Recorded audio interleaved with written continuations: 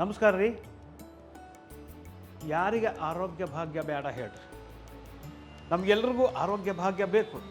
ಆದರೆ ಬಡವರು ಏನು ಮಾಡಬೇಕು? ಶ್ರೀಮಂತರು ದೊಡ್ಡ ದೊಡ್ಡ ಆಸ್ಪತ್ರೆಗೆ ಹೋಗಿ ದುಡ್ಡು ಖರ್ಚು ಮಾಡಿ ಆರೋಗ್ಯ ಭಾಗ್ಯ ಪಡ್ಕೋತಾರೆ. ಬಡವರು ಏನು ಮಾಡಬೇಕು?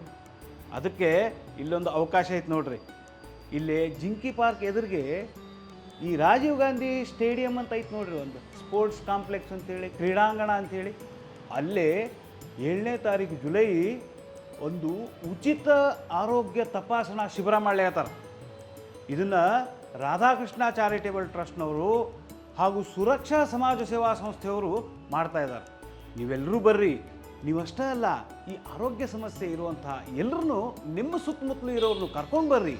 ಕರ್ಕೊಂಡು ಬಂದು ಇಲ್ಲಿ ಉಚಿತ ತಪಾಸಣಾ ಶಿಬಿರದ ಸದುಪಯೋಗವನ್ನು ಪಡ್ಕೊಳ್ರಿ.